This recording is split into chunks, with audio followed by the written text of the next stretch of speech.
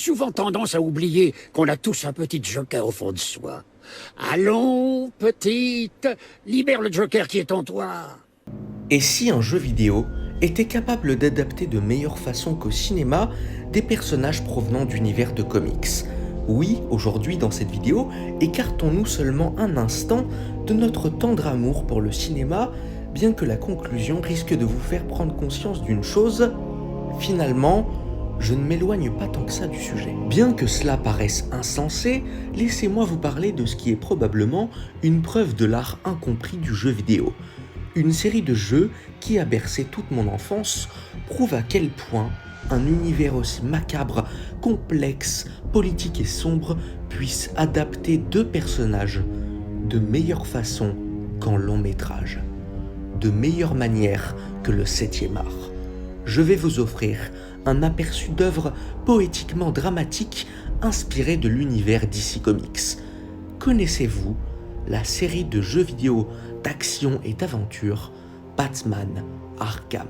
Composée de 4 épisodes développés par Rocksteady Studios, qui dans leur ordre chronologique sont Batman Arkham Origins, Arkham Asylum, Arkham City et Arkham Knight, Batman Arkham Origins étant un préquel d'Arkham Asylum est sorti juste avant le dernier opus Arkham Knight. Mais le premier jeu à être sorti fut à l'époque en 2009 Arkham Asylum. Parlons donc de ce premier jeu considéré comme un chef-d'œuvre du jeu vidéo. Le joueur y incarne notre justicier Batman dans une trame scénaristique quand même bien alléchante. Nous y découvrons dans un asile sur une île non loin de Gotham City nommée l'asile d'Arkham, là où les plus atteints mentalement sont placés et soignés sous surveillance constante, un endroit horrible.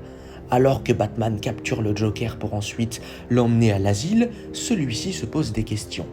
Le Joker s'est fait battre et s'est rendu beaucoup trop facilement à son goût, soupçonnant un plan machiavélique du clown psychopathe, et il n'a jamais eu aussi bonne impression de toute sa vie, puisque le Joker arrive à prendre le contrôle de l'asile et prépare avec ses alliés à l'intérieur de l'établissement une fête qui risque d'être explosive.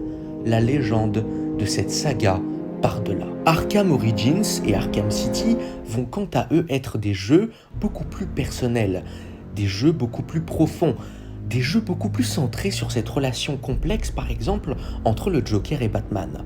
Origins nous dévoile leur rencontre et les débuts difficiles d'un jeune Batman à Gotham ayant du mal à se faire accepter par la police de la ville, ainsi qu'un Joker qui voit enfin, en rencontrant l'homme chauve-souris, du sens à sa vie.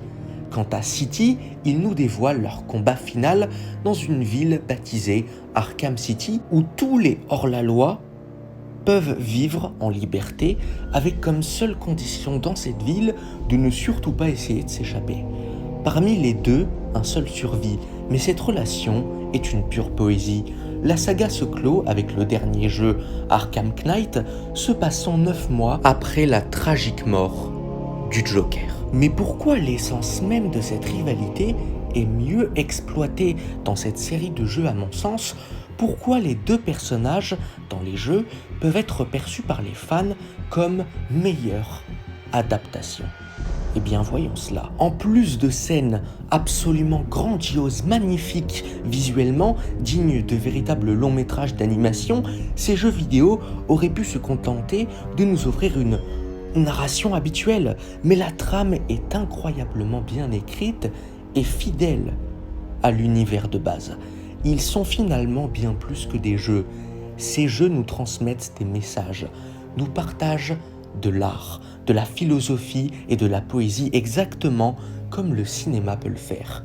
Ils nous offrent des personnages complexes, profonds, détestables, attachants, hypnotisants, intéressants, et pour vous donner envie d'y jouer, voilà un conte qui pourrait vous faire comprendre mon ressenti. Quoi?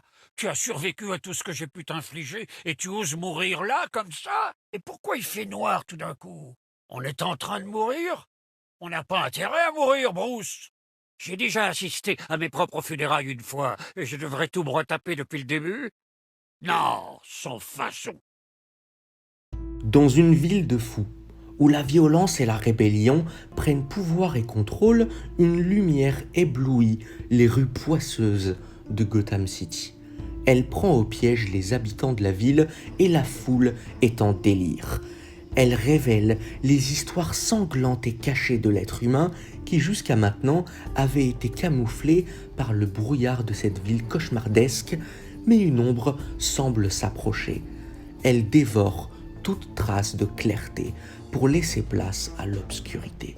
Les habitants ont peur de l'obscurité et sont rassurés par la lumière. Mais si le soleil n'était qu'une mascarade, pourquoi cette ombre terrifiante approchant la nuit sauve-t-elle tant de personnes à Gotham City? Pourquoi cette force obscure donne-t-elle tant d'espoir aux habitants de Gotham? Cette ombre est Batman et cette lumière est le Joker. Joker et son extravagance, son maquillage et son rire ne sont finalement qu'un poison déguisé en clown, tandis que l'homme chauve-souris éradique la dangerosité de cette lumière, ou du moins de cette fausse lumière, par la peur. Tout est paradoxal, mais dans Gotham, la lumière ne peut être là sans obscurité, tout comme l'obscurité ne peut être là sans la lumière. Cette relation entre le bien et le mal est la représentation d'un affront entre la justice et l'anarchie, un combat créant autour de lui un équilibre. Voilà le combat entre Batman et Joker. Mais en fait, c'est encore plus complexe que ça. Dans l'opus Batman Arkham Origins, la rencontre entre le Joker et Batman est extrêmement révélatrice du lien si spécial qui est né entre les deux personnages. Alors que le Joker se fait avoir par Batman, cette rencontre est un véritable choc pour lui. Alors qu'il allait mourir, Batman le sauva en pleine chute, ce qui a fait naître cette fascination du Joker pour l'homme chauve-souris. Joker sera ensuite enfermé à Blackgate, la prison de Gotham entre autres, et y rencontrera pour la première fois Harley Quinn, qui n'est à cette époque qu'une jeune psychologue attirée par les criminels. Elle se liera d'amitié avec le clown, mais encore une fois le Joker est loin d'être si prévisible, et ne se lie pas d'amitié avec elle sans raison. Ce qu'il y a de véritablement intéressant dans cette première discussion entre Harley et lui, c'est les sentiments qu'il éprouve envers son ennemi qu'il va justement décrire à Harley. Mais une partie de ce dialogue est très intéressante à analyser. Le Joker dira à Harley, en la rencontrant, « Vous voulez en savoir une bonne ? Avant, je pensais que le destin, c'était négatif, prédéterminé, non pas par une force supérieure, mais par les règles de la nature humaine. Mais ce soir, les choses ont changé. » Avez-vous déjà eu ce sentiment étrange que votre vie tout entière était faite pour vous faire arriver à un moment précis? Tout ça, c'était l'œuvre du destin. Maintenant, je comprends qu'il n'y a pas de hasard dans les rencontres. Tout devait être ainsi. Tout m'a mené jusqu'à ma rencontre de ce soir. On ne peut avancer quand on est seul, et depuis ce soir, je ne le suis plus. C'est une sensation extrêmement excitante. C'est comme rencontrer quelqu'un qui peut me comprendre, ce que, croyez-moi, je n'avais jamais ressenti auparavant. Il est où? Hein? Qui? Batman, ton partenaire. Mon partenaire? Qui d'autre sauterait d'un bâtiment pour te sauver la mise? Vous voyez, officier? Je me demandais exactement la même chose. Pour la première fois de toute son existence, le Joker ouvre son cœur. Joker n'a que faire de Harley Quinn et l'utilise comme pion, jouet, appât pour attirer son véritable aimant, Batman et personne d'autre. En fait, la seule personne que le Joker pourrait véritablement aimer, c'est Batman. Il se reconnaît en lui, d'une différente façon, évidemment, mais il se reconnaît en l'homme chauve-souris. Le Joker explique dans ce jeu ce qu'il pense véritablement de Batman, et le joueur va pouvoir comprendre ce que le Joker ressent réellement et va comprendre ce qui le fascine tant chez lui. Ce qui est pour moi beaucoup mieux travaillé et beaucoup mieux expliqué dans cette série de jeux comparé aux adaptations cinématographiques à mon sens. Batman est l'élément clé du spectacle du Joker. Il a fini par comprendre que sans un héros, et notamment un héros disons anormal, tout comme lui, eh bien il ne serait rien. La vie du Joker n'aurait jamais eu aucun putain de sens si ces deux-là ne s'étaient pas rencontrés. Et les deux personnages n'auraient même pas du tout été les mêmes si leur rencontre n'avait pas eu lieu. Le Joker est fasciné par la bonté et ce devoir de justice de Batman. Il est fasciné par le fait que peu importe ce qu'il fera, peu importe le nombre d'atrocités que le Joker va commettre, Batman ne le tuera jamais. Car le tuer serait tout simplement lui laisser gagner la partie et détruire toute une histoire, tout un symbole. Et les 4 jeux vont confirmer ce que je vous ai expliqué.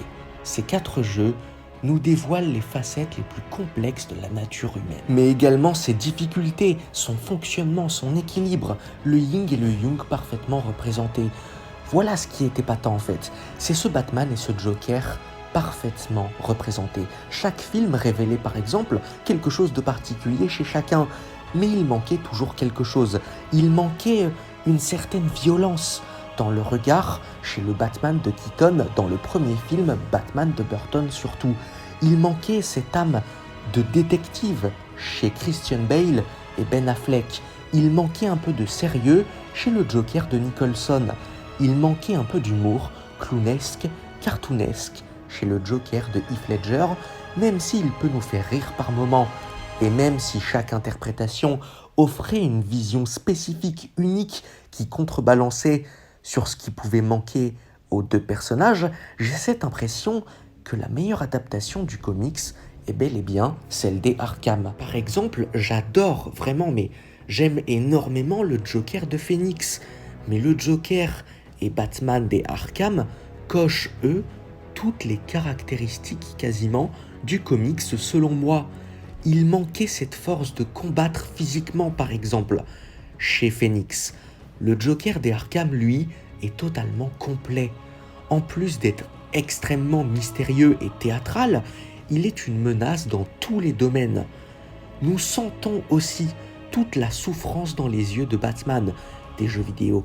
Ses yeux sont un mur de glace cachant une souffrance et un traumatisme terrible. Et on le ressent. Malgré son calme, nous sentons qu'il peut lâcher à tout moment.